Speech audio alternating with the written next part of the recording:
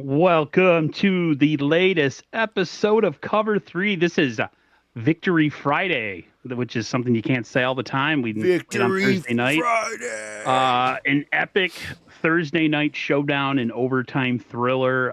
Probably one of the better 49er games in some time. Of course, it's always sweeter when it's against the Rams, especially with just the media and everybody picking them and blah, blah, blah. There's a lot of talk. There's a lot to talk about. We're going to bring up injuries. We're going to talk about the game itself. Do we have a quarterback controversy? We're going to cover all that and more here on the latest episode of Cover 3. What's going on, guys?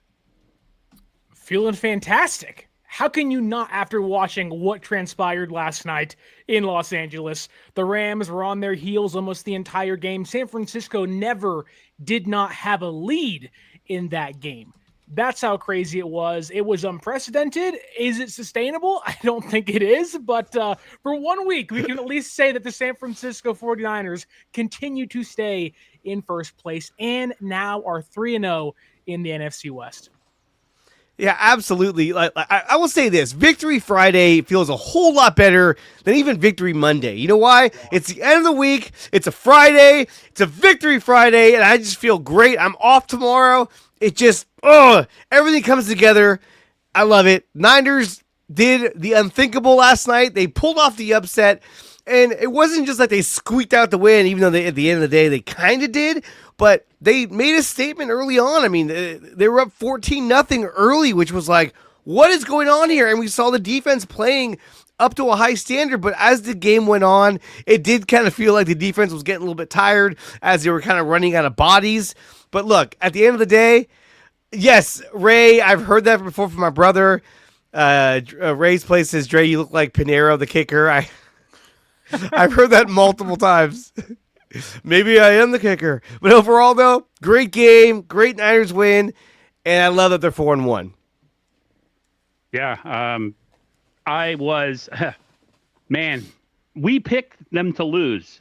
Rightfully so. We thought they were going to get boat raced. I said it. I think the first thing I tweeted after the game was, I'll eat crow. I'll take the L. I was waiting for more people to come at me and tell me how much of a fake Niner fan I was. No, even though we're not popular enough. Everyone's like, who? Yeah, I see these schmucks. Well, because a lot of people, and I'll try to be a good boy. I'm not going to pronounce names, but a lot of people associate anybody that talks bad about the Niners to a certain set of content creators. Like, they're just always angry for clicks' sake. I don't get the clicks.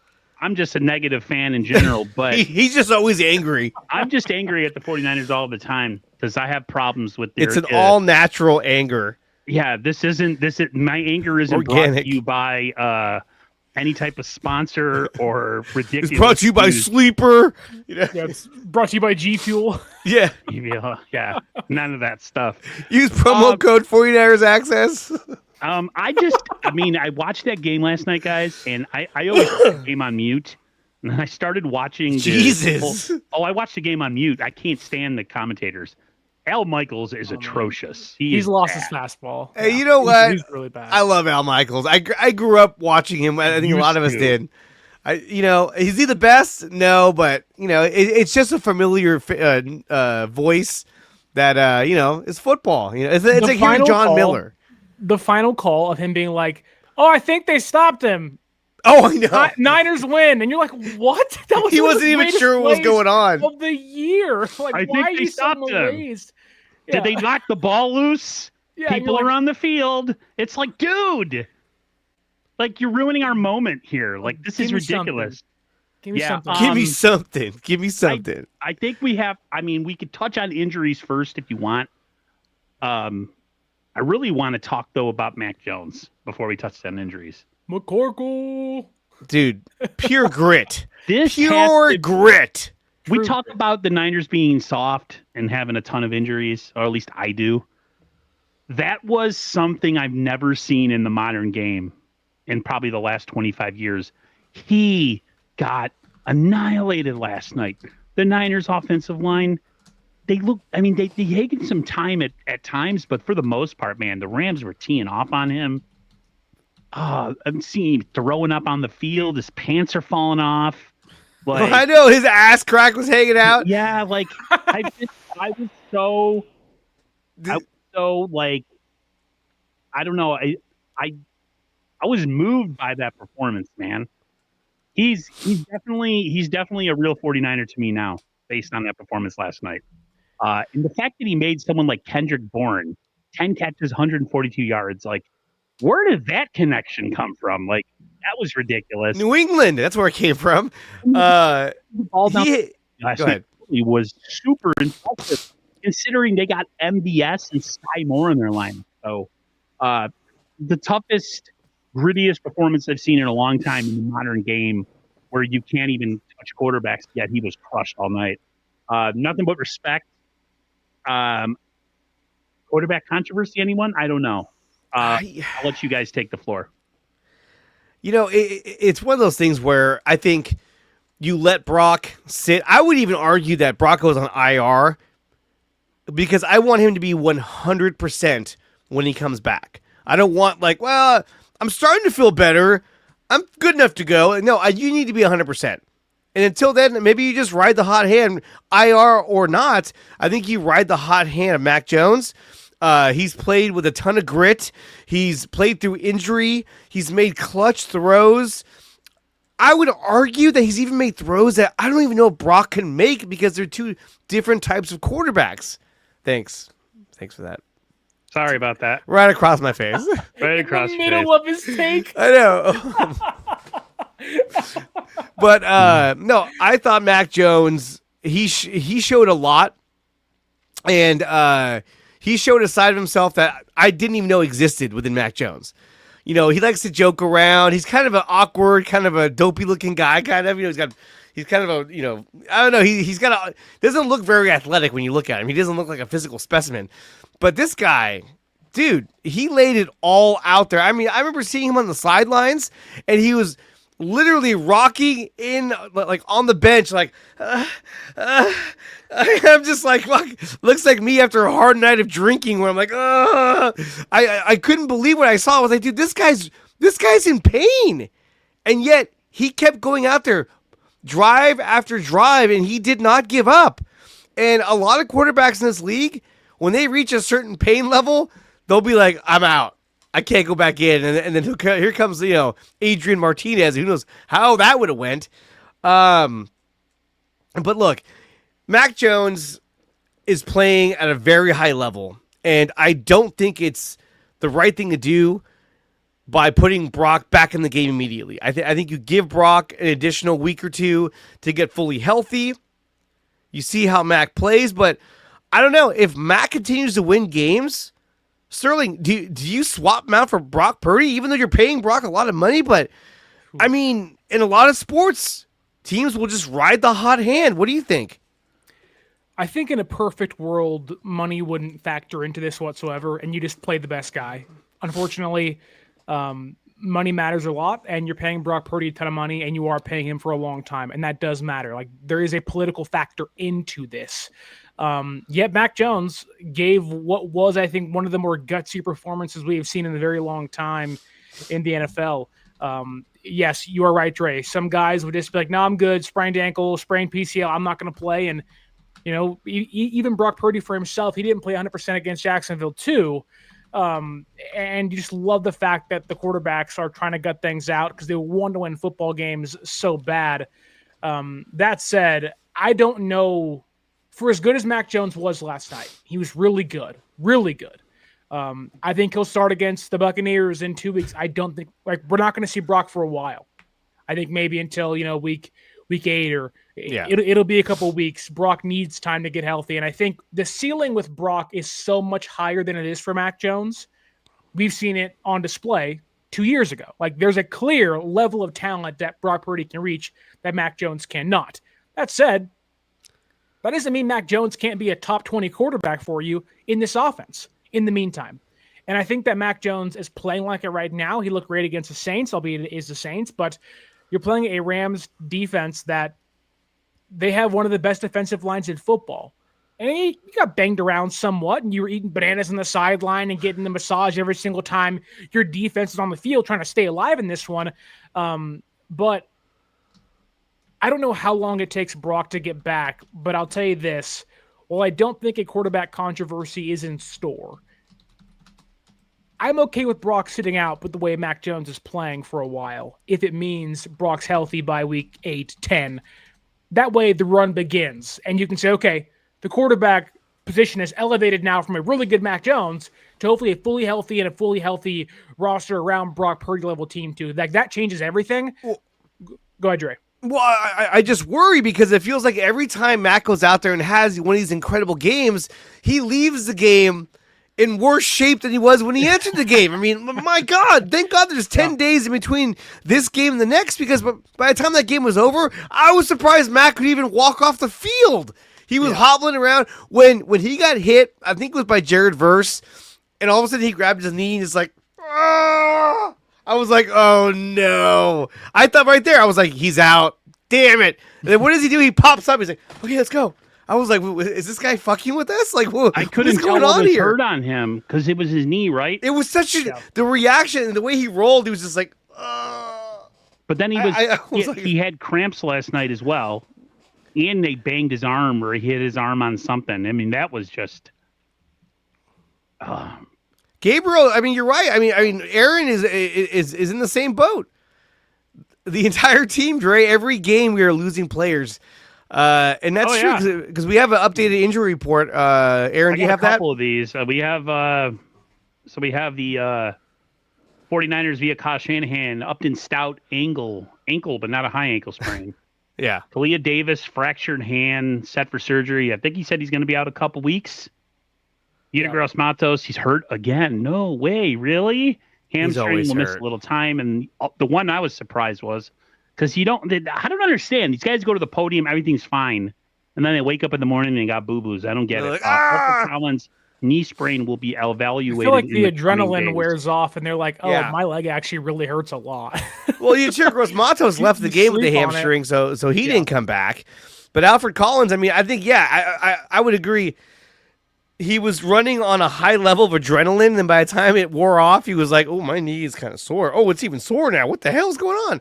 But look, Kyle did say that Alfred Collins was day-to-day, so I'm hoping that he'll be able to go next Sunday in Tampa, where, mind you, they're in Tampa, high level of humidity. That only helps the flexibility of your knees and your joints. So you got a knee problem, you go there. Guys, 45 years old, outside. I'm telling you, man. Aerobics. Like, what are we doing? Your joints react better in a humid environment because it's moisture. They're also 345 pounds too. Like, you kind of need your knees to be a little bit more mobile. Hey, right now I'm pushing 3 bills because of my knee, but I'm 45. And you're on the East Coast where it gets real cold. Yeah, you also don't play football in the NFL. Yeah. It changes a lot of that. Yeah, but I've always done physical work. I could probably play D tackle right now. I'm heavy enough. Upton Stout, I think, will play. I think Upton Stout plays. Kalia Davis. Should he play? He was terrible yesterday. Yeah, Upton Stout is pretty horrible, actually, right now. What was his PFF grade for last night's game? Do you have that, Sterling? There were so many missed assignments last night where I don't even know, like, even Fred missed his assignments too. Like, last night's PFF grades for San Francisco, if it matters much to anybody out there, D. Winters was 29.2, the worst defensive player on the football field for both teams. Jordan Elliott, a 29.4, the second worst of each team. San Francisco had 3 guys under a 30 PFF grade. Elliott, Winters, and CJ West. Upton Stout had the second worst coverage grade of the entire team and the worst coverage grade of all the cornerbacks at a 29 flat PFF grade. In fact, he was the worst coverage player on the entire field amongst each team's secondary. I like Upton Stout. I think he's a good player. Here's the thing, though. You're talking about a defense that's taking the field on a Thursday night. So as the game went on, you saw the defense was just falling apart. They left it all out there. Yeah. But you could see them running. I was texting my brother-in-law.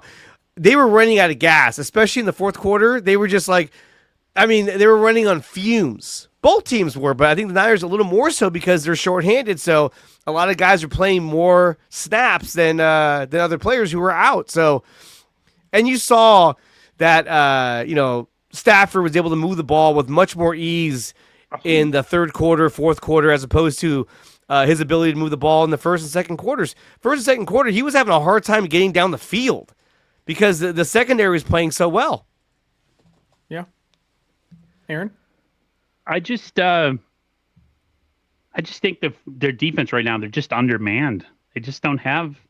You look at the Niners defense right now. Who on that defense screams to you elite level player? Fred Warner. Have Fred Warner, Demo. Yeah. He had a couple of what do you have? 3 pass interference? Last night.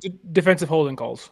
Okay, but Demo's really good. Still, I don't worry about him. He made the play on that deep pass where he knocked it away. I was like, right, of course.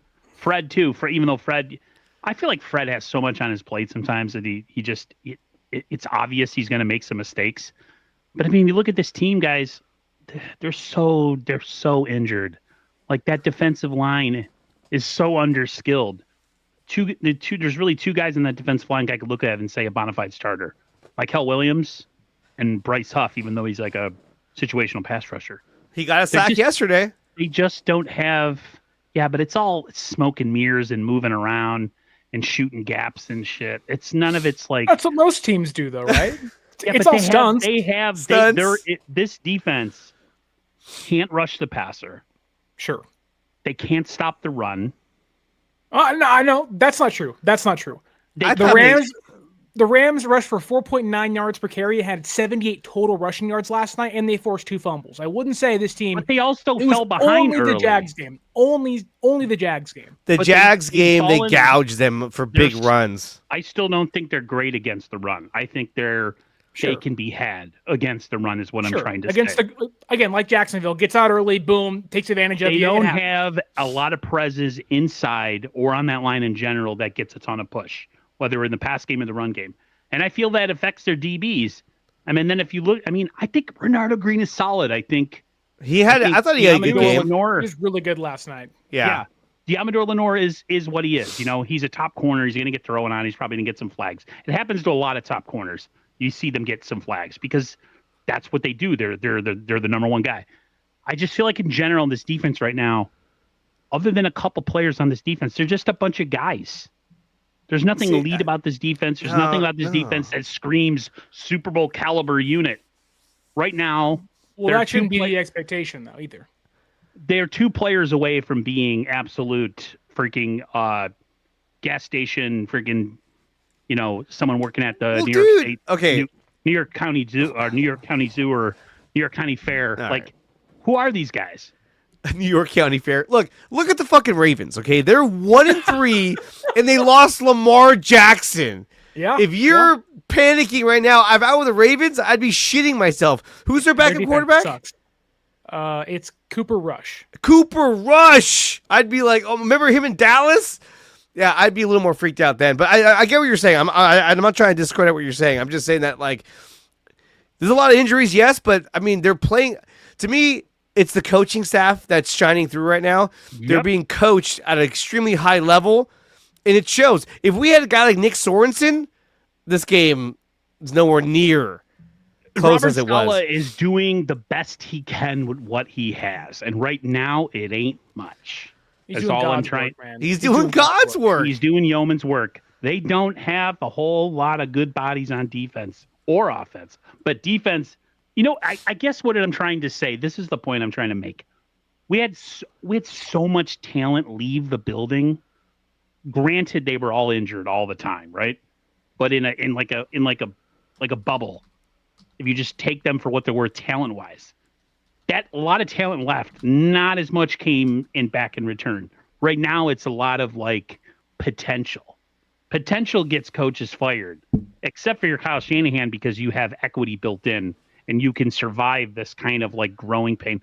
Me and Sterling, we talked about them having growing pains, but I think I didn't realize how bad some of those defensive growing pains were going to be this year. I mean, from Marquise Siegel to Upton Stout, Alfred Collins is coming along.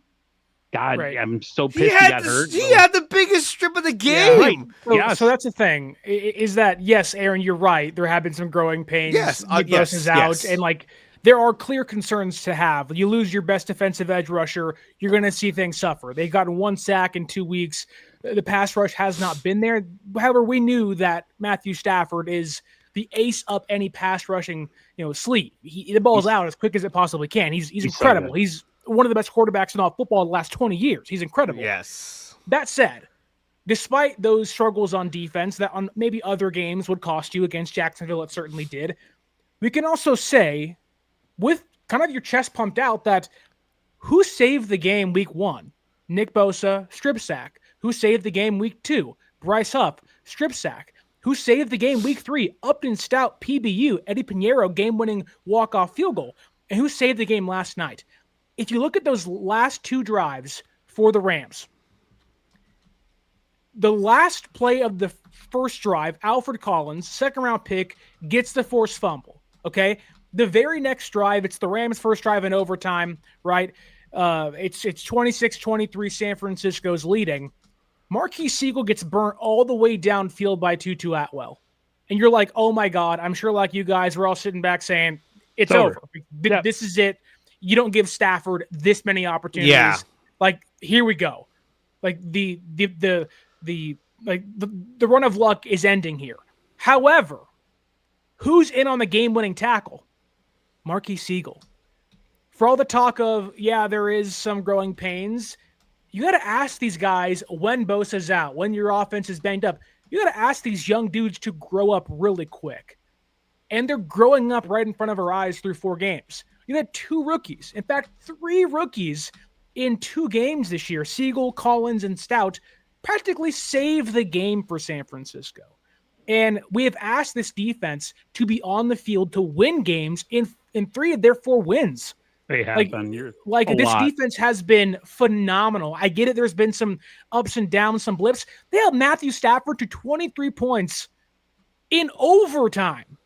Yeah. They're averaging 24 points a game. It took the Rams an extra quarter to score, essentially, their season average. So, look, pass rush has to get better. Maybe it's a trade. I don't know. But it's like, man, I had a hard time walking away thinking, that defense, despite some holes, isn't going to get it done. Like, I almost am more bought into what the defense is selling now. Of like, they're banged up, but they're making it work somehow, and I'm all here for it.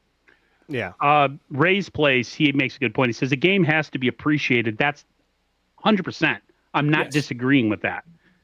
And recognized. But Kyle knows he has to get more personnel. That's just my biggest thing right now. They're so thin. They were already thin coming into this season, and now they're even more thin. And man, if they could just if the ball could ever stop rolling downhill when it came to injuries, at least after 1 game.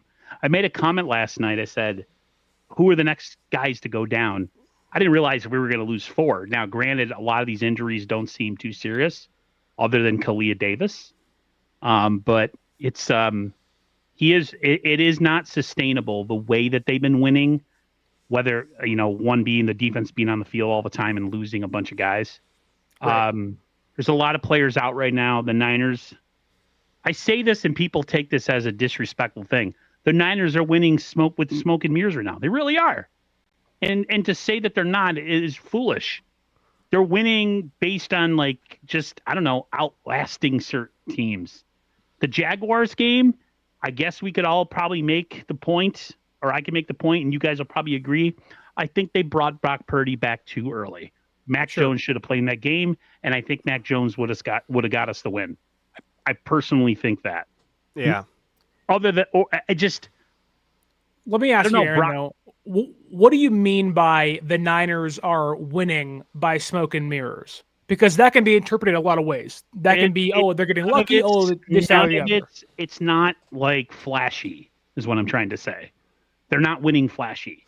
But I don't think this team was never going to win flashy, though. Hold on. In the past, that's the point I was trying to make. They were so loaded on defense that you would have the Greenlaw, forcing a turnover and a big tackle, or Fred Warner with the big play, or Tala and Noah Hufanga taking a Matthew Stafford pass down the left sideline and returning it for a touchdown on a Monday nighter, or Nick Bosa having a game against Baker Mayfield where he's just all over him. I'm so used to that kind of a level of defense, at least on defense, that right now we haven't quite reached that level, whether it's personnel or injury. And it's impressive they're doing it the way that they're doing it, when none of it is really all that impressive, at least to me. Like, I don't look at these games and be like, man, like this is going to be a defense to be reckoned with. I don't feel that right now. But that's me.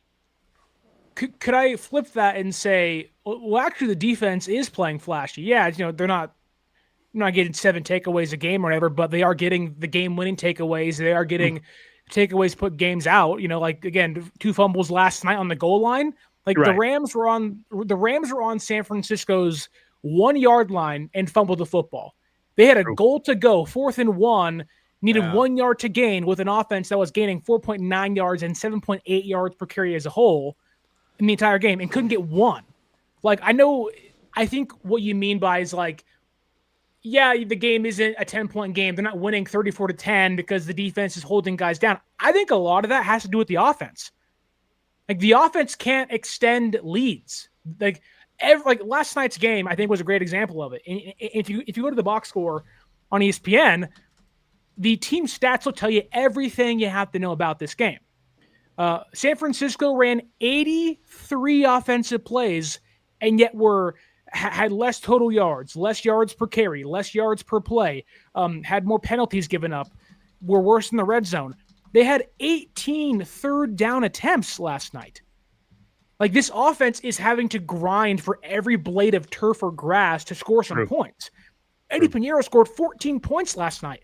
He had to hit a game lead extending, career-long 59-yard field goal, and the defense was out sitting there playing bend, don't break the entire game. I think if you get Purdy and Pearsall and Kittle and Ayuk and everyone back healthy again, hopefully the running game works for once, because my God, it's still terrible, you'll see games 35-10, because the defense isn't having to play almost the entire game.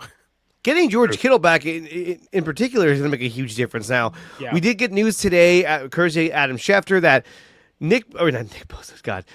George Kittle might not come back until week 7. Which, again, I also heard that he hasn't suffered any setbacks, but week 7 is where they're anticipating his return. And I really thought with the 10-day break that he'd be back next week against the Buccaneers. I guess not. I mean, look, Jake Tonjes has done a great job in his stead. Yeah. Is he George Kittle? No. But be careful who you get your news from, because I saw the same thing and I felt the same way. And then I saw the Mayoka post and I'm like, okay, I'm going to trust Mayoka over. Well, Matt Mayoka is getting the information directly from the Niners, directly from the team. Not getting it from like another YouTuber. Because I saw it. I saw the one you're talking about. I have issues with this person because sometimes they post stuff and it's accurate, and sometimes they just pull stuff out of their ass. And I think the one that we heard about him coming back next week was pulled out of someone's proverbial butt, because it's was that from last night's report from Ian Rappaport, who said he has a chance to play week 6? Because that came from I don't know. NFL reporter. I don't know, because there was nothing linked to it. It was just someone stated. Boom. Okay, because I know last night Rap Sheet on the Amazon Prime or one of the broadcasts said that George Kittle has a chance to play last night. Or play week 6. Oh, like last night? Sorry, yeah. He runs out there. Stating it last night. Wearing a Jake Tonjes jersey. But look. 7 catches, 3 touchdowns. Tonjes is kind of playing really good football as we speak. Jake Tonjes has done a lot for this offense, and he's proven a lot as well. Really surprised a lot of people. It surprised me in particular. Like you were saying, 7 catches of 41 yards and a touchdown. That's a George Kittle kind of game right there. The guy that has been the most disappointing is Luke Farrell. This is the guy we brought in for his run blocking ability. I have not seen Luke Farrell take that step and be that guy that they thought they were getting. And he's been a huge letdown. They do that every year with a signing or every couple of years. I know. I'm like, where's Ross Dwelly? Can we get him back in here? I mean, come on. But look, I thought that, and look, I'm sure you guys can agree as well. Yes, Tonjes had a really good game, but come on. We got to give it to Kendrick Bourne. 10 catches, 142 yards. All he needed was a touchdown to top everything off. But Kendrick Bourne was so unbelievable last night. It was great. I love seeing that. Yeah, what did you guys think of Kendrick Bourne? I was so critical of him. I'm like, get this guy off my team. He sucks ass. What purpose does he have? And then he goes out there and has 10 catches for 140-something yards. Like, whatever. I'll eat crow. I like the taste of it. I don't care. Well, it's funny, too, because he dropped that big third down. And we were all like, oh, my God, dude. I was like, here we go again. 4 drops in 2 games. And it's not like it's a big drop because you're the only guy open on the play. It was like, no, that play was designed for you and everything. And even in this game on offense, too, despite them scoring 26 points, some guys didn't know where to even line up. Bourne. Yeah. Guy Moore. They were like, oh, where do we go? And you're just like, you're burning. Like, San Francisco had 1 timeout the entire second half because they burned 2 of them early in that third quarter.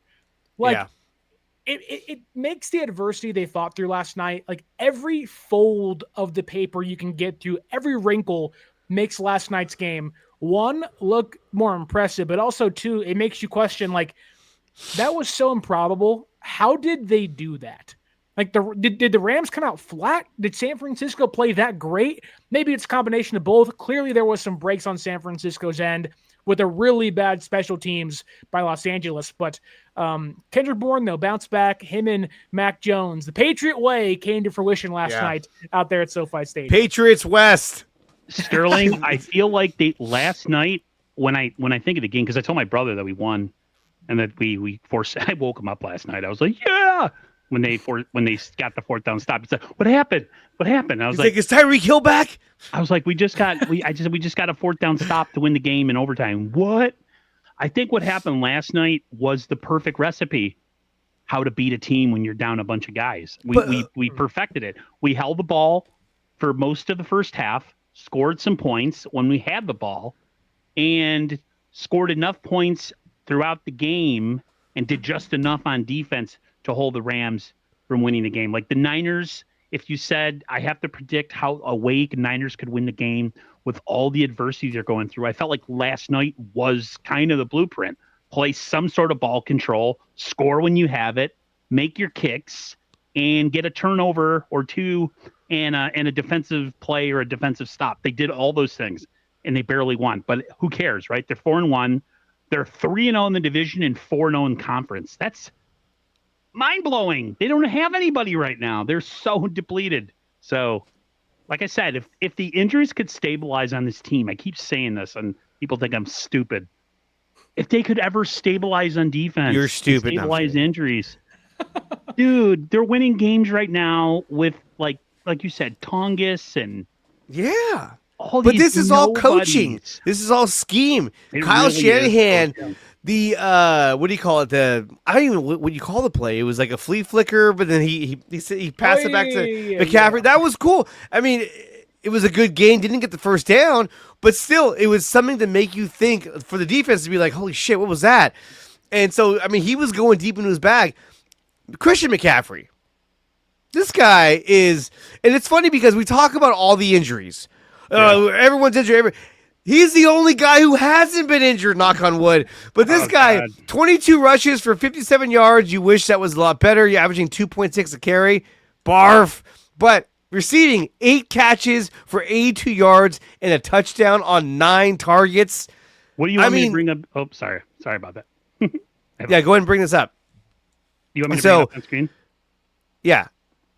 So players with 11,000 or more yards from scrimmage and 80 or more TDs through the first 100 career games in NFL history.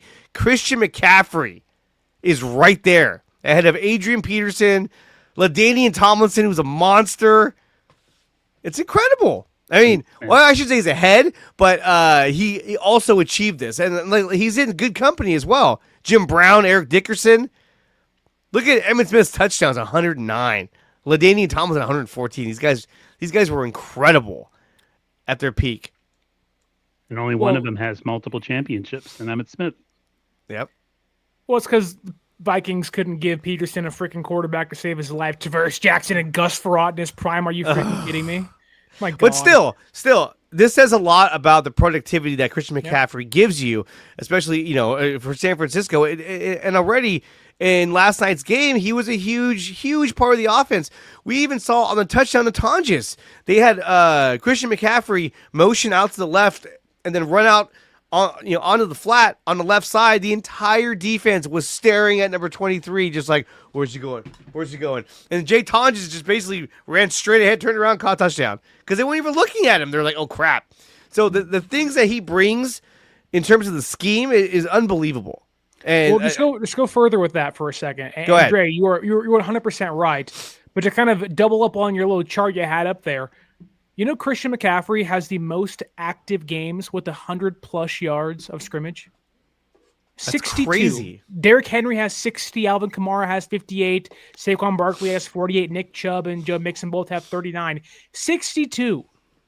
Like, the dude, he's guaranteed to have 100 yards almost every single game. I'm pretty sure he has 100 yards in every game this year for San Francisco. Now, most of that is receiving yards, but it just shows you that, and again, kind of back to Dre's point, like, the gravitational pull he has, like, he almost is like Steph Curry for an opposing defense, where your eyes are always on Steph. The gravitational pull the defense knows Steph can't be open. If he's open, he's going to crush us, right? That's the same way as Christian McCaffrey. Wherever he goes, you pull him over, and you're going to have 2 or 3 guys shaded that way, making sure nothing happens. And it does help guys like Jake Tonjes and Kendrick Bourne and smaller guys that really shouldn't make an impact but are currently because of players like CMC. Sterling, I want to ask you a question because he's doing so much for us, but in the run game, explain just exactly what's going on in the run game as far as you can see. Is it just the offensive line playing dog-ass water bad? Is it because we're lacking some talent so they can really kind of sneak up on the, put the 8-man box in and challenge us to throw? Like, man, I'm so used to seeing 49er games where they could run the ball regardless of who's back there. And it's just tough to see. Like, they can't get a yard on third down or third down to save their life when they need it. It's I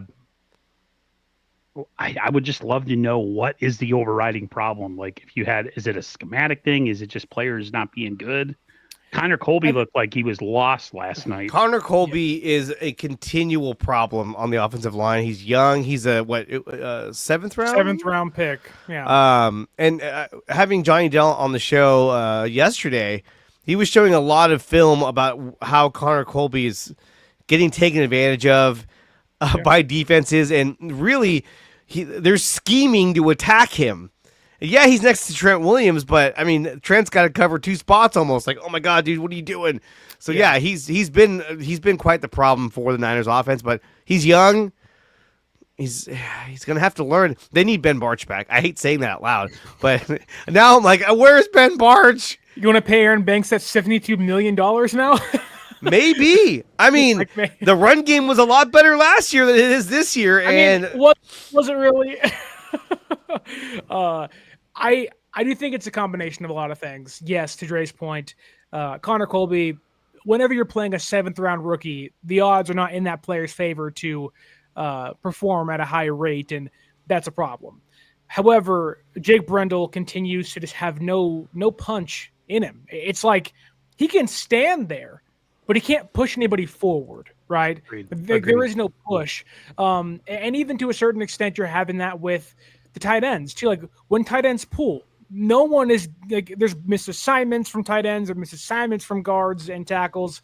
It just feels like as soon as the ball is snapped on a run play, it's almost as if the entire offensive line, maybe outside of Trent and McKivitz this year, is running with their head cut off. of like, what do I do? Like head on a swivel of like, oh, I missed that guy. Crap. They don't move to the next guy. And sometimes you can't do that entirely, but it's more than just one thing. It's like, I don't think it's CMC at all. Yes, CMC's older. Like, it's not CMC. Yeah, like I CMC watched a play last night where Colby, Rendell, and Pooney all got blown up on the same play. They were all turned. Like they were all moved, and the defense just flowed and nailed McCaffrey. Like on one play. How do three guys whiff on one play? It's unbelievable. I'm telling you guys, I'm going to cut that segment out on my stream yesterday where it's just about the Niners run game, and you'll see where a lot of these mistakes are coming. It's not just Jake Brendel. It's not just Dom Pooney. It's everybody. I mean, there was even a play where Johnny was even talking about how if Luke Farrell is making a block, if his helmet's on the left side, then Juszczyk's going to go that way. That's the signal to go that way. And he had his helmet on the wrong side. Juszczyk went wide, and then Devin Lloyd came right on the inside and made the tackle. And little things like that where they're just not communicating properly. Actually, it was Jake Tonjes, not Luke Farrell. So there's a lot of things not going right for the Niners in terms of the run game. I really hope they can figure it out because there was a lot of video where they were one block away from having a huge run. And that's why you hear Kyle Shanahan saying, I think we're really close. A lot of those were just one block away from a huge gain. And that was something that was brought up yesterday on the stream. So I'll definitely cut that and that way just take a look at it because it really opened my eyes to like, oh shit, now I see what's going on. But this team, yes, misses George Kittle. This team desperately misses Charlie Warner. Like, having that backup blocking tight end too, he ain't going to give you jack squat as a wide receiver. And sure, that's frustrating in its own right when Kittle goes down. But just to have that guy is going to block the guy and knows the assignments and where his head needs to be and all that stuff, they don't have it. Like Luke Farrell is right now. Again, PFF, take it for what it is. Great pass blocker. Upwards of 70 every single game. Run blocking, though, his entire career, it's not been a strong suit. It's been bad. He was terrible last night. That was the worst run blocking game of Luke Farrell's tenure in San Francisco. He's yet to find strides there. It's just been kind of a disaster. And you talk about George Kittle and kind of a wide receiving threat. This team misses George Kittle probably the most on the ground. Yeah. And you hate saying that because that's your all-pro tight end who you want to have out there and making 8 catches a game and scoring touchdowns. But this team desperately needs to find another tight end, amongst other things, to help alleviate the pressure off of Christian McCaffrey because he takes too many hits. I think it was Greg Cosell said this on the radio, 95.7 The Game, mind you, my own work. Shameless plug. That Christian McCaffrey was had the lowest total of yards per play in football before first contact at 1. That is an offensive line problem, not a Christian McCaffrey problem. When you're all-pro running back, maybe future Hall of Fame running back, can't even gain a yard before being touched, that's not on him. He starts 3 yards back. And he has to gain to even get back to the line of scrimmage, and the offensive line can't open up any holes for him. So to answer your question, Aaron, hopefully me and Dre did it for you. It's everybody. It's an all-encompassing disaster on the ground. There's a lot of people, the easy one is to say that McCaffrey's lost a step. Yeah, it's not I just don't see any space when I watch games. Yeah. No. I just don't see space. Even in plays where they designed that screen pass yesterday where they threw it back and they flipped it back to the quarterback and he threw the screen. It's just nobody's moving bodies on this team, whether it's tight ends, offensive linemen, everybody's failing. I would just love to be a fly on the wall in these offensive line meetings. Like, how does that go? First 4 weeks of the season and you're not able to get anything going in the run game. Like, is anybody taking accountability or are these just guys not talented enough to do anything to change it? That's what I don't understand. So let me ask you guys. I know we talked about Mac Jones. We kind of briefly touched on the quote unquote quarterback controversy, if there is one. I mean, Mac Jones, when you look at his numbers last night, he was 33 of 49 for 342 yards. He had a completion percentage of 67.3. He He was averaging almost 7 yards a throw, 2 touchdowns, no interceptions, mind you. He had a quarterback rating of 100.89. Pretty good. That's a really good game for a guy that was going against a tough defense in the Rams, especially with their pass rush, and he was playing on a bum knee for the most part. He still had a great game. Now, we saw Brock last week. I don't think it's fair to compare the two of them this season because, week 1 against Seattle, in Seattle, that's a tough game. But, and then obviously his last game against the Jaguars was a complete nightmare because I don't think he was totally healthy. But right now, Mac Jones is doing everything right, not only on the field, but even, in the press conference. I want to pull this up right here because I think it's really important that we share this. And this is Mac Jones talking to the media about his role with the Niners because they asked him, hey, is this your role or is this Brock's? Before the game, there was a report that Brock could be out a few more games. Do you feel like the starting job, you're the starter now, and that's just the way you have to view it? I think, they brought me here to play as a backup, and that's my job, and Brock's the starter of this team, and right now he's dealing with something, and for him to go out there last week and play when he probably wasn't at full health, like he cares about this team. So I'm just trying to get some wins for him so it helps us down the line, and at the end of the day, that's what it's all about. Like, I've been in his position, I've been a starter, and you want your backup to go in there and win because at the end of the season, that could be the hit or miss between a playoff or not. So, and that's huge to hear him say that because nice. When you look over at the Cleveland Browns with Shador Sanders doing the no speech. What a moron. What an idiot. And he's their third string quarterback. What a clown. Like, would Shador ever say anything Why like this? Why are they even interviewing him? He's a third string quarterback. He's Dion's kid. That's it. So but still, off of Shador, I just think that Mac Jones is, he jokes around a lot. He's kind of silly, but I think maturity level in terms of his professionalism as a quarterback, I think it's stellar.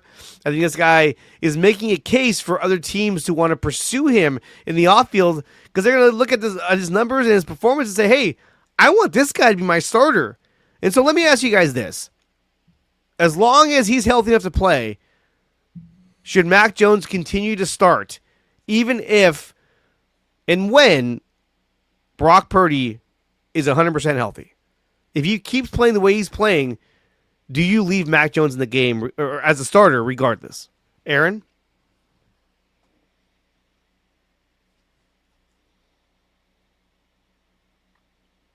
Yes, I would. Sterling, you look bewildered. Dude, what? Would you leave Mac Jones as your starter? Or would you say, Mac, thank you for all your hard work. I know you're playing at a high level. Brock is our guy. With Brock Purdy healthy, what do you do with the contract? You can't trade him. No. The guy. I'm just talking about money aside. We're not talking about money right now. We're talking about I'm talking about like a straight. I'm talking about the meritocracy. I'm talking about the meritocracy. It's exactly what I was thinking. Yes, that's exactly what I was thinking. Because we're not paying him, right? We're making a choice as content creators. Kruger has made that statement before about football being a meritocracy, and he always says that it doesn't matter where you're drafted, how much you're getting paid. You got to go with the best hand and the hot hand regardless. Personally, I'm a Brock apologist. I'm a Brock Purdy fan. But man, I guess Sterling, it would just be like, it's going to be tough to take him out of the lineup if he wins 4 or 5, 3, 4, 5 games. I don't know how long if they decide they want to sit Brock. I'm just saying, like, it's going to be hard to take him out. Like, you can't tell me. No, it's not. No, it's not, because you paid the guy $53 million in the offseason to be your franchise quarterback. You know how easy that is for Kyle? Now, look, there's a bigger conversation to be had about how does the team feel? That's the point. I'm like, what are people thinking within this the team? This team cannot buy in, and they're saying, hey, Max won us, say we're 7-1 or whatever it is. We're in a really good spot. We're 5-2. That's the crazy part. We're 6-3. And the team's like, hey, this is working. Don't waste opportunities to win. But that is as easy as me saying, hey, Sterling, do you want to take your wife home or a homeless person on the side of the street and say, hey, I'm taking my wife home every time. Like, I chose her to be with me forever. Shanahan chose Brock Purdy to be his quarterback for half a decade. You don't put in a guy you signed off the scrap heap off of Patriots and the Jacksonville bench and say, you're the new quarterback. That's not how that works. I didn't say he was going to be the quarterback permanently. Permanently, yeah. That's the conversation. Well, hold on, though. They signed Jimmy Garoppolo, that big deal. At the time, he was the highest paid quarterback in the league. And then at one point they were like, "Hey, we're going to make a trade, and we are going to get a younger quarterback in here." That's different. Jimmy G tore his ACL in 2018, came back, had one good year, got hurt again in 2020, and he was entering in to the final 2 years of that contract. And their hope was they can get a young guy in there that was a developmental prospect, let him sit for a year, and then cut Jimmy the next season. That was the plan the entire time. It didn't work out very well, but guess what? Mac Jones isn't 21 years old out of college. Under contract for 2 years, and Brock's getting paid a ton of money for the next 5 years. Okay. Now you can debate if that was a mistake or not, but Brock Purdy is the quarterback this year and beyond. And look, I love Brock Purdy. I'm a Brock Purdy fan and supporter, but what I'm saying, Sterling, is that Mac Jones wins 16 games, Purdy's still the quarterback. You can't make that statement. If Mac Jones goes out there and throws for 3 to 4 touchdowns a game, just plays out of his mind, are you really going to tell Mac Jones, hey, so Brock's feeling 100%, got to make the move, buddy? Or do you ride the hot hand where the team is supporting this guy? Like, hey, this guy's killing it. We love him. We love Mac Jones. When is the last time a quarterback has gotten paid big money in the same year he lost his job forever? It's never happened. It's not going to happen. Like, this is not Carson Wentz and Nick Foles in Philadelphia in 2018. It's not that. Like, maybe Phillip Rivers was the younger quarterback taking over for Drew Brees, so it was their opposite. And they got rid of Drew Brees the same offseason they brought in Rivers. And he also tore his shoulder to shreds too. Right. I guess I'm just going based on hot hand. I'm not going based on anything else. What has Mac Jones showed you through 3 games? Strawberry, that's not nice. You can't just say put him on season-ending IR, cut your losses. No, that's not where I'm going. That's not where I'm going with that. Okay. I was going based on the meritocracy rule. Right, but let's make this conversation what it actually is. What has Mac Jones done in 3 games Brock Purdy hasn't done, and you believe he won't do in the future? He has a more accurate deep ball. He has a stronger arm. There was a throw last night that he threw a dart to Christian McCaffrey along the sideline on the left side, and Christian McCaffrey ran for an additional 8 yards. But the pass that he threw, I kept thinking, I don't know if Brock can make that pass. We saw him in week 1 against Seattle.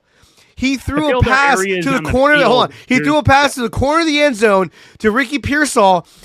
Reek Woolen was able to recover and bat it down. Sterling, you even said a tweet. You said, "Dude, Brock's got to put a little bit more on that if he wants to get a touchdown." He does. And look, I love Brock Purdy, but there's some of these throws I'm seeing from Mac Jones where I'm like, I don't know if Purdy has the arm strength to do these kind of throws and be as accurate. So it makes me wonder. It just makes me wonder. Do you know what Mac Jones' air yards were last night per play? 4.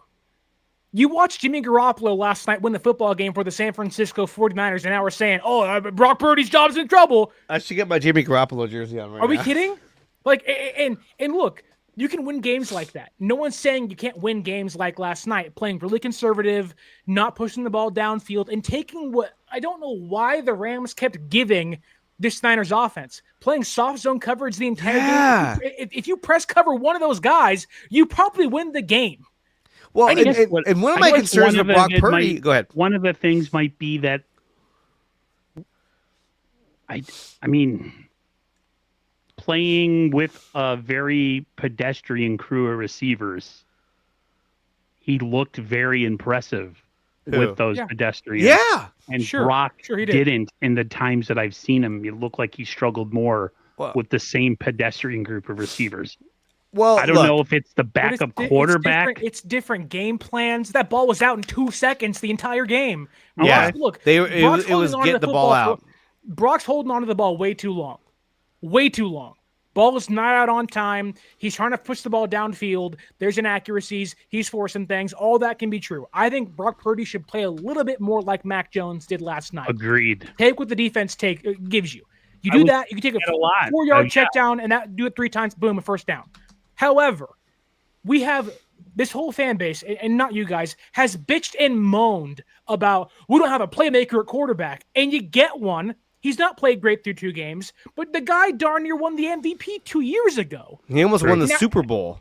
And now you watch the backup quarterback walk in and be like, oh, Now, if Purdy's turf toe becomes a long-term problem, we can have a whole different conversation about health and maybe having some injury settlement and all that stuff. But if Brock is back by week 10, by week 8, he's a quarterback. Well, let me ask you this. In Brock's, let me just share this with you. In Brock's last 17 starts, he has 16 interceptions. Not great. Is that a case of he's been lacking talent around him?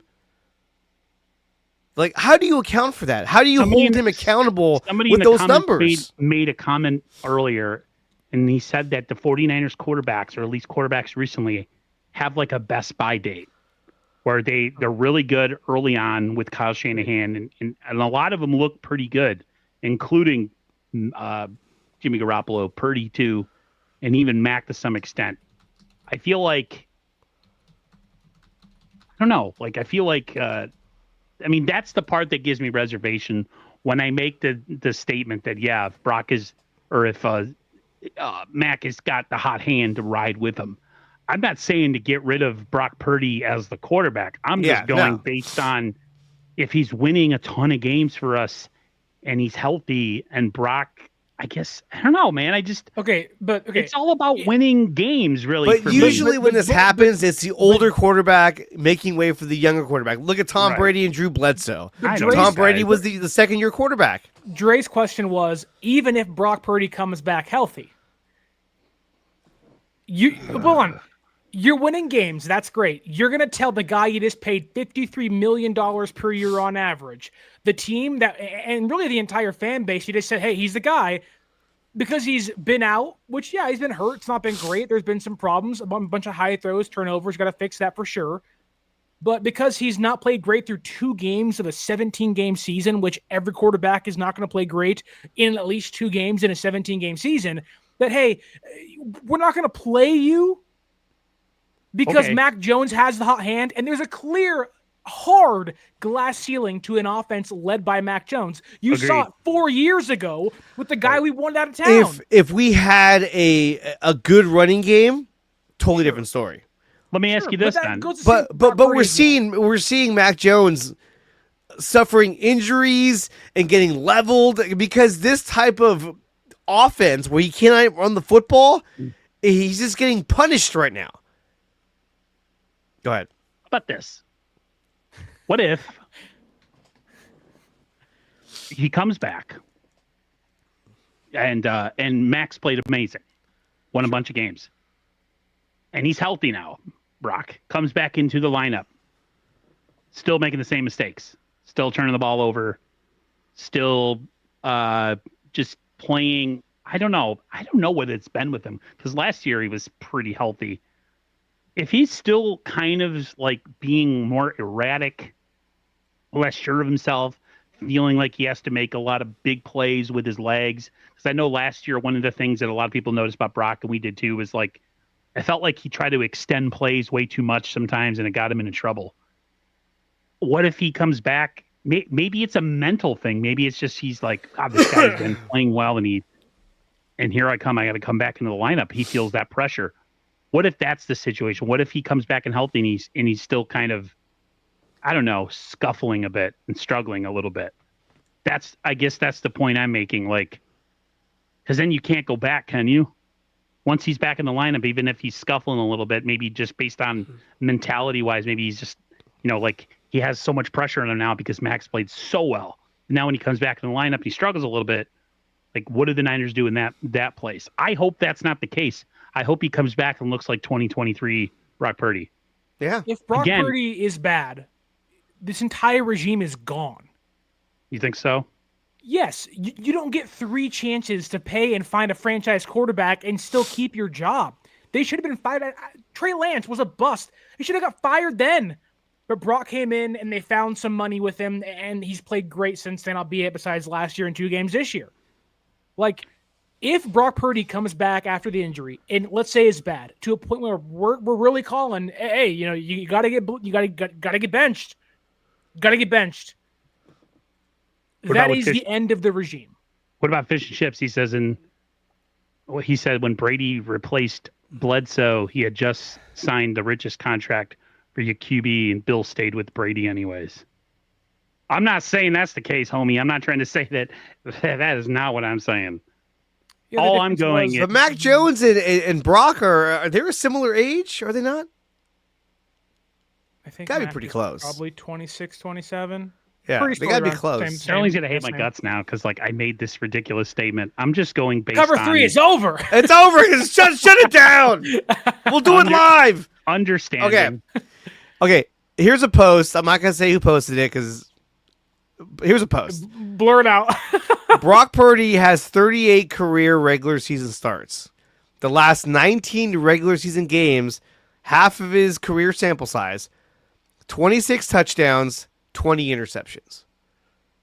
Now, we praise Brock Purdy, especially in 2023, because Is he didn't. Is that passing touchdowns or combined? It doesn't say. Better not be Context. Lombardi. It's not.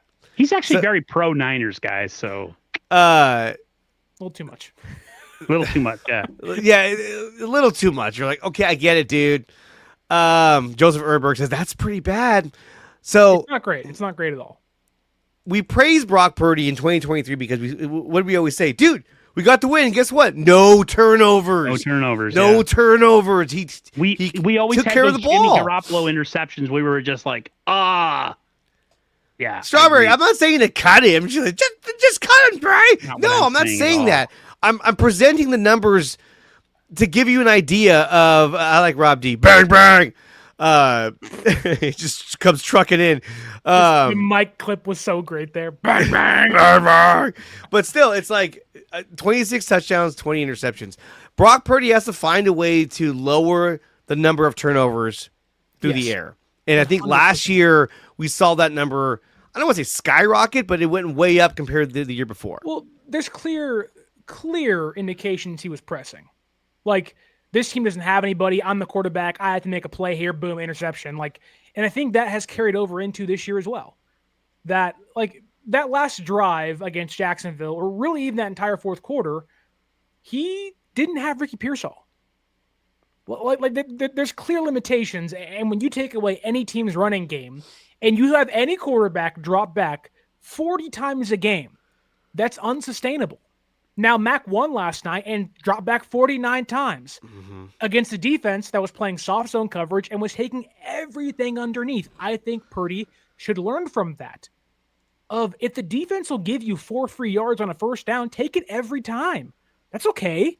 Take it every time. Purdy's not doing that, though, and that's a problem. So the problem is a isn't problem. really it's not really Purdy himself and the limitations he may have, or a ceiling, or whatever. It's the fact is that he is looking at the field saying, I know I can make that throw. I'm going to attempt that throw, even though there's 2 guys around him.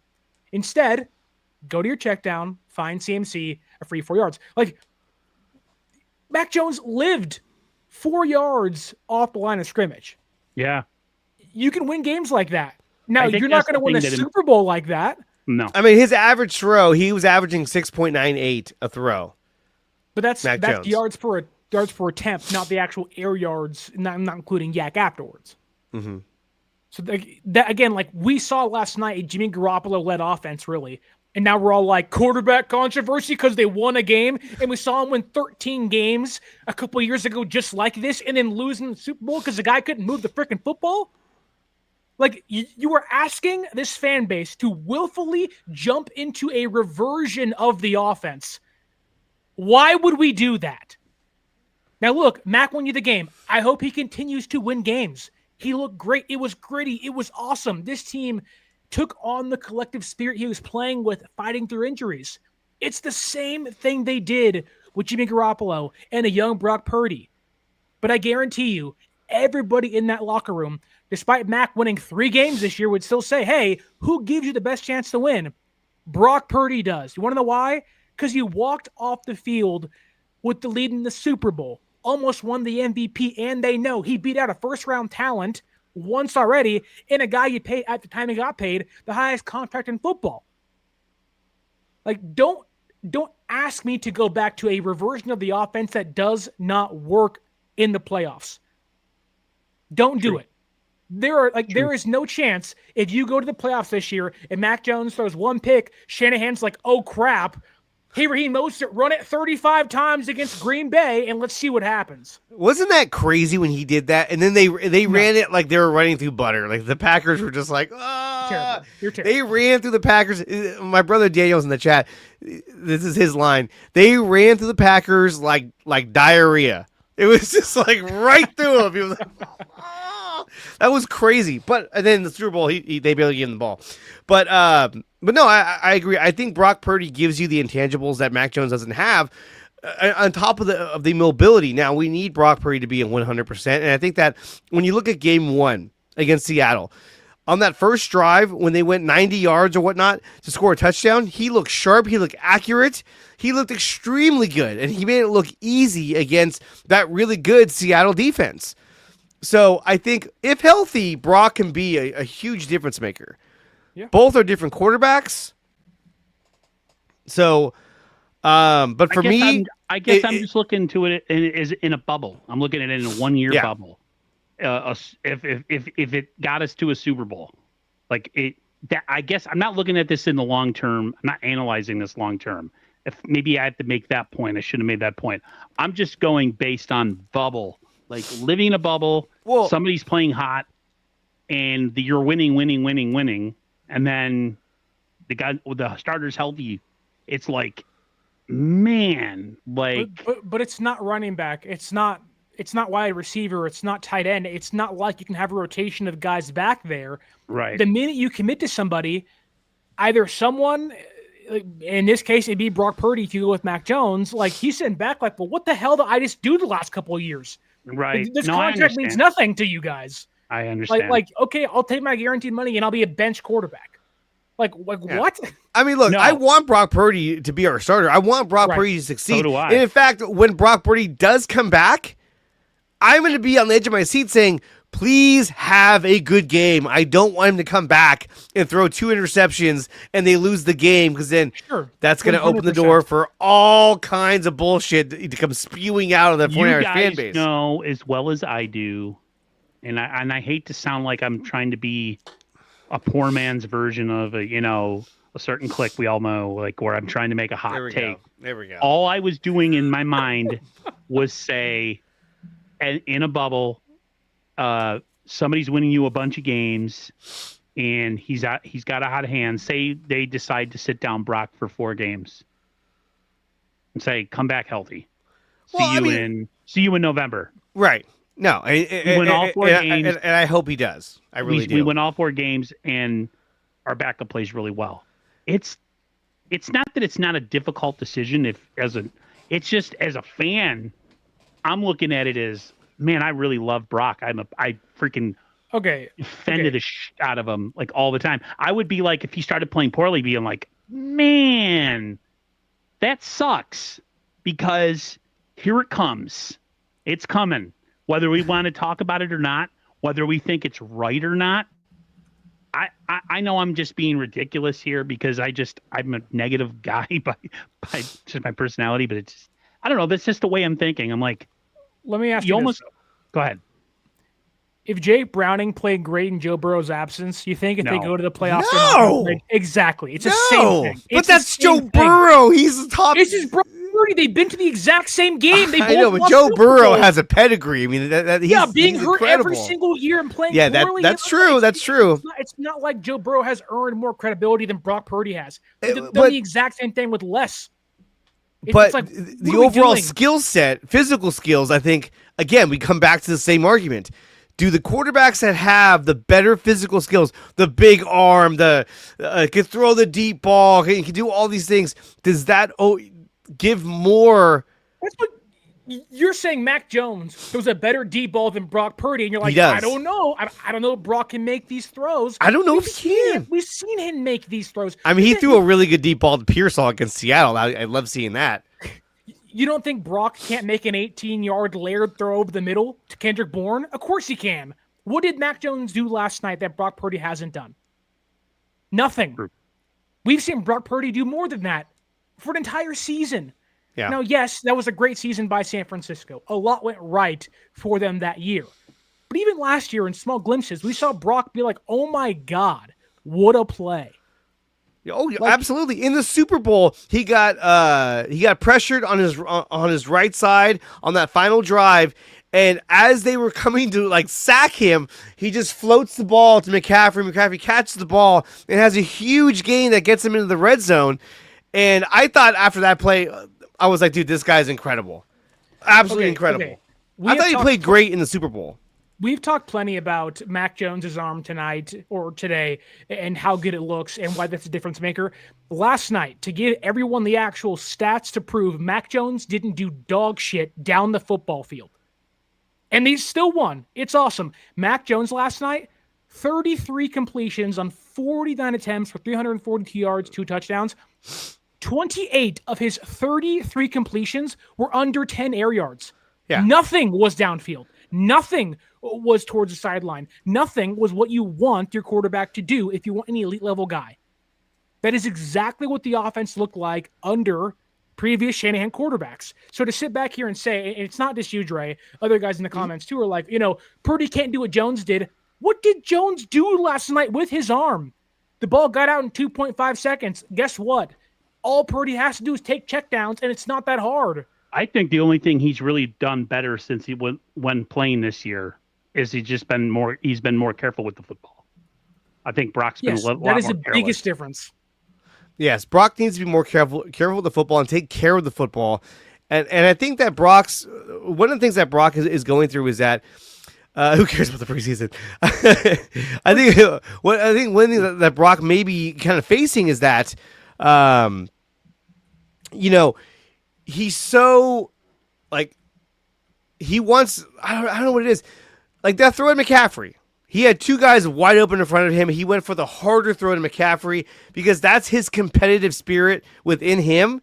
That he's like, no, I want to go for. I want that throw. I want the big gain. I want I want that one.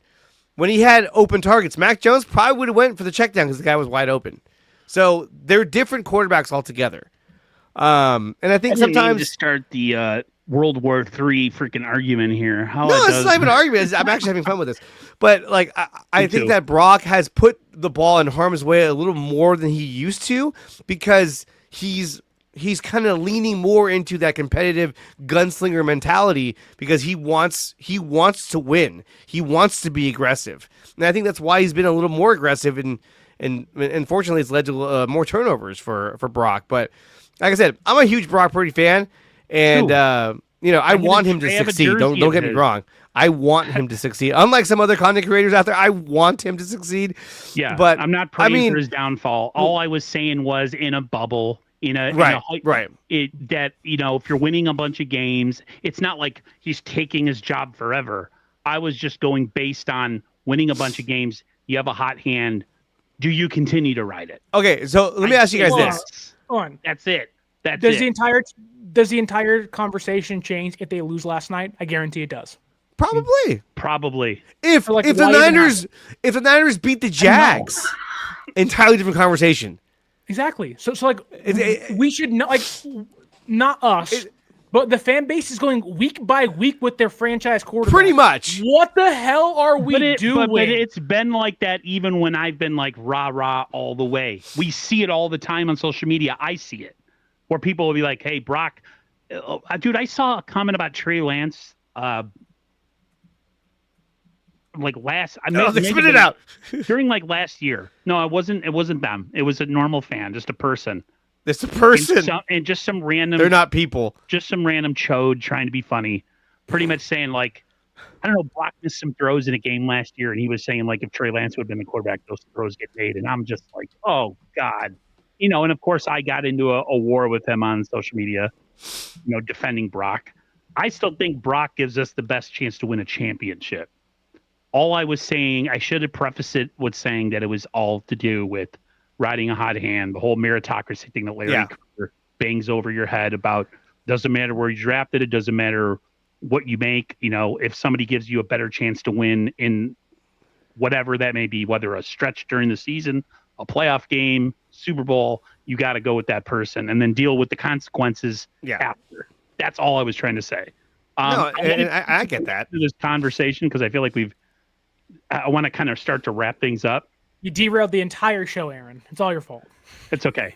I just want to say something that I didn't think I could say. Oh, God. I love our kicker. Oh, yes. 4 for 4.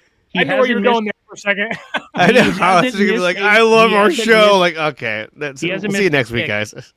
He hasn't missed a kick all season. He missed an extra point, but he hasn't. Since they've gotten him, he is perfect. That 59-yarder, money. The one that hit the upright last night, I thought it was a miss. Yeah. It went in. Doinked it. I heard they said that he held up either the interviews or the team kind of rah-rah moment in the locker room because he was out talking to people. It took him like 30 minutes to get back into the locker room last night after the win. Yeah, that's crazy. How do you guys feel about the fact that we actually have a kicker now? Are you getting spoiled now, where you think he's going to make all the kicks, or do you still have a little bit of that Jake Moody disease, where it's like, oh, this eventually has got to turn the other way, right? I don't know. This guy has been an accurate kicker his career. Here, pull up this thing I'm sharing. This says it all about the way I feel about Eddie Money right now. There it is. Eddie Pinheiro since joining the Niners. Straight Adam Vinatieri Patriot days. That's how good this guy is. Sterling, are you still there?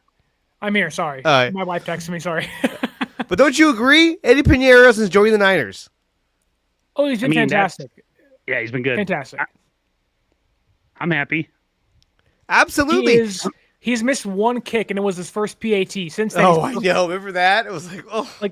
And last night, it didn't just take everything, but he made a 59-yard field goal to give San Francisco the lead, I believe it was. Yes! And that was the longest field goal kick of his entire career. And on top of that, that was the second longest kick by a Niner kicker in franchise history.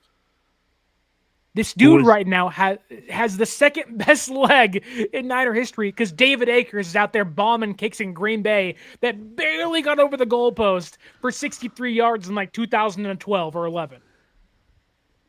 Dude, this guy, I said it during the game. I tweeted out.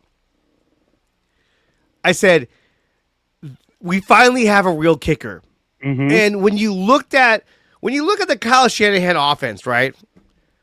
As much as they're not able to run the ball, and we want them to run the ball, all that shit, right? What has he always had here in San Francisco? He's always had a reliable kicker. Yep. In Robbie Gould.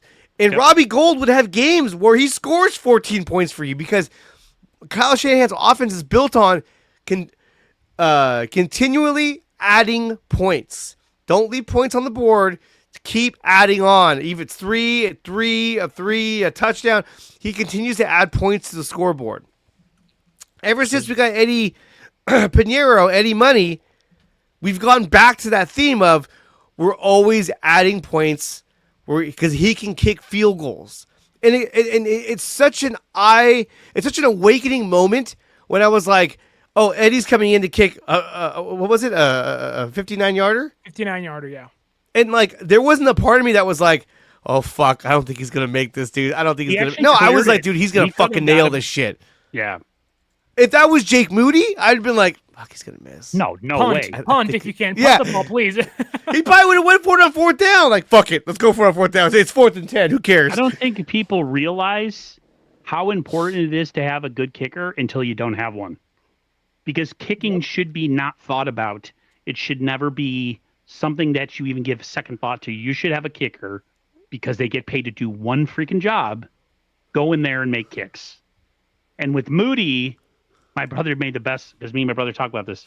He was the mentally weakest pro football player I've ever seen, and He for was a horrible. kicker was to be horrible. that mentally weak, where he's just kind of hiding within his own helmet every time he'd miss a kick. I'm like, like I've said this before, if I would have been his teammate, I would have choked him out. Like in the locker room, especially like a guy like Mac. Okay, come on. Like a guy like We're talking Mac about beating Jones. this guy up. I mean, No, come on, like, look. Again, In the locker think about room. this. He's like, I would have stabbed him. Like, oh my No, god. no, I'm not gonna kill him. I'm just saying, if I'm Mac Jones and I sacrifice my whole body to stay in a game, and then you have some puke like Moody go out there and lose it for you when he only has one job, I would have had problems. So I just So got Brock Purdy's entire year last year was just like, dude, what the hell? So check this out. I'm watching the highlights from the week 3 matchup against the Rams last year. I was watching it yesterday, and they lost by a field goal. Yeah. But like towards the end of the game, Jake Moody came in to kick a field goal, and he fucking missed it. I was like, and then they ended up losing by 3. I was like, they lost because he missed his kick. God damn it. Well, and don't forget, for all those saying that Brock Purdy can't make those throws, he freaking laid it on Ronnie Bell, and he dropped that sucker over the middle for a massive failed throw. Oh, that was the way. Like, that was the don't tell me Brock worst. can't make those throws. When he's making those throws, the receivers just can't catch him. How did he not catch that ball? It seemed like he just sucks. batted it down. I 'Cause was he like, sucks. he high pointed it like a volleyball player and spiked it. yeah, that's like what I would have done if he threw me the ball. I'd be like, I'm freaking out. I won the NFL. It was bad, and there were a lot of games where Jake Moody missed kicks that cost some games. Now we have a guy in Eddie Money who is making his kicks and keeping the team in the game and winning these games. Right. 2 tickets to paradise, dude. Eddie Money is amazing. I love this guy. Yeah. It was one thing last night. I didn't even realize how much I missed having a good kicker. Real quick, Niners took over SoFi last night. Amazing. Always. I was seeing some of the videos after the game. Somebody said they pumping fake noise into that stadium, They are. which I'm They totally are. not surprised. There was a player who said that recently too. Yeah, that's pretty insane. Niner fans travel well, guys. That's awesome. Quick look at Tampa, real quick. Anybody want to make any, not necessarily score predictions because we'll be here next Friday doing that. But any thoughts on the Tampa game or, I think when you look at what they did against Matt Stafford, going back to Stafford's numbers, 30 of 47, 389 yards. He's averaging 8.28 a throw, 3 touchdowns, a quarterback rating of 111. Niners defense played really good for the most part. They only gave up, 23 points? Yeah. Yeah. But he still had a monster game. And but look, you're going against a Niners defense that's on shorter rest than the Rams. No, same rest. Same rest. I think But the still- game I but think still. it'll be a slugfest too. I don't But- think it's going to be anything different than what we've seen. My point is that now you're going against a Buccaneers team who's a good team. Yeah. But now you got 10 days rest. You're going to get Pearsall back, likely get Jennings back. Hopefully. We'll see. You're going to get, I'll put it this way, you're going to get some guys back that'll help you out. And so I think this will benefit the Niners. I mean, they couldn't have asked for a 10-day break. This is the best time to get a 10-day break. Like, oh my God, they've used that. And dude, at the end of the day, I'm just hyped. The Niners are 4-1 and they're in first place in the NFC West. And they're doing it with like the most banged up roster. They're doing it with pure grit. Oh, let me see if I can bring this up. I don't know how much more time you guys have. I'm good to go, but I still can't believe that not Brock Purdy. I still can't believe that George Kittle won't be ready by Sunday's game. I'm like, what? Darn hamstrings. Darn hamstrings. But then again, it's a long season, and you got to make sure this guy's 100% moving forward, so I get it. Even if they are 4-2 and Kittle comes back, that's still a massive win. But still, the Buccaneers are going to be without Bucky Irving. He's not going to play this Sunday. And he may not even play. Mike Evans. Yeah, and no Mike Evans because he's dealing with a hamstring injury. Yeah. So that's going to help San Francisco a whole lot. really for San Francisco, there's two areas that they need to improve on, which is the run game and the pass rush, and that's where they're suffering right now. It does suck that Nick Bosa is not going to get to sack Baker Mayfield or not get stiff-armed by Baker Mayfield this year either. Exactly. Remember that? He's hanging on to him. Like, I was like, what are you doing? So there was the thing last night by Kyle Brandt where he was talking about the 49ers injuries, and I wanted to bring it up. It's an interesting video just showing how much of a crazy job Kyle Shanahan's doing with the team that he has currently. See if I could get this and zoom it in a little bit here.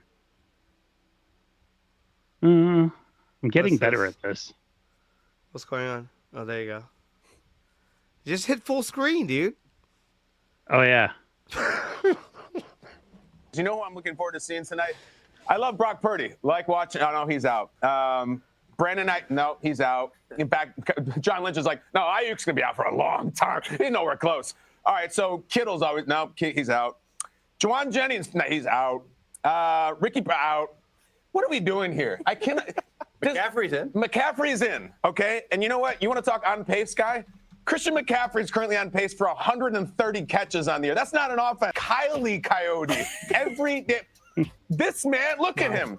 That's a 45-year-old man. He looks like he's born in 1945. Look at that face, the beard, the gray, the leathery. That man is healthier than half his lineup. I sympathize with. He's such a great coach. What the hell is going on with their soft tissue in that town? And you know who I bet that man hates? Who he's just so sick of? Ian Rappaport, Mike Garafolo, Tom Pelissero, because all they ever talk about is all that man's toys are broken. And he's got to be getting up this morning and being like, oh, wow, Jaden Daniels is cleared to play. Good for him. Good for him. Oh, wow, Lamar Jackson is week to week. That's so sad. Screw all those guys. I am so sick of this.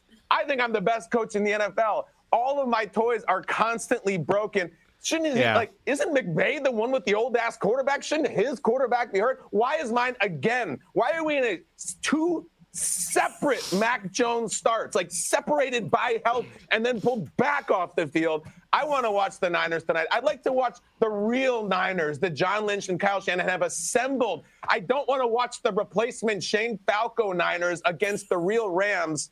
I'm so sick of it. I'm not the coach. I'm a different Kyle, and I'm still mad about this. I sympathize with Shanahan and everything that he has built. That war machine is just every single week, every single year, and I'm tired of it. Hey, by the way, Nick Bosa's not playing either. Yes! You know what? We'll go to the defense. The defense will carry us. Robert Saleh is back. Robert Saleh is almost getting in switchblade fights after the game, and the best player on defense is out, who's literally giving a thumbs down before other players in the league were miming. Bosa was like, hey, Kai, hey, Nick, how's it feel?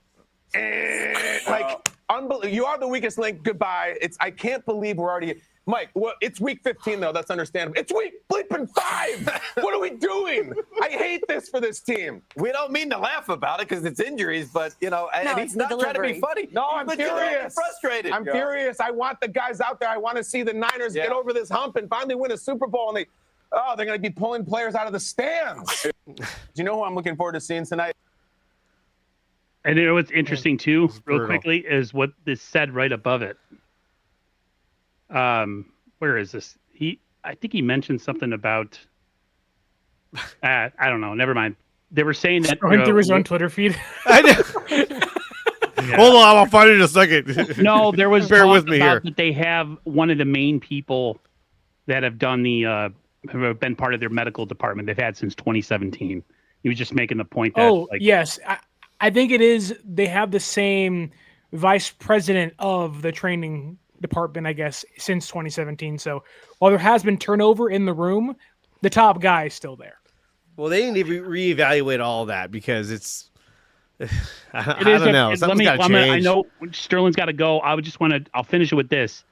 To say that the injuries are not an issue and that it doesn't need to be addressed and that it happens to everybody, I'm sorry, but that's it. The stupidest thing you could ever say. Yes, injuries happen. There's one-off seasons, like I've said before. This is an ongoing thing that happens every single year. So if they have to do something or at least address something in the off season. So, but whatever. Well, I have one stat to end for you guys before I think I'll pick up my wife. She's already yelling at me here. Niners last year in one-score games, the record was 2-6. This year in 1-score games, they're 4-1. Boom. There you go. Boom. Biggest Every game. difference maker right there. There it is. There you go, guys. Everybody, thank you so much for coming through, whether on X or whether on Twitter or X, whether on YouTube, whatever, Facebook. We're going to get out of here. Sterling, Andre, thank you so much. Of course. We'll be back next Friday. We'll be previewing the 49ers v. Buccaneers. Everybody have a great rest of your Friday evening and weekend, and we'll talk to you guys on the other side. Peace.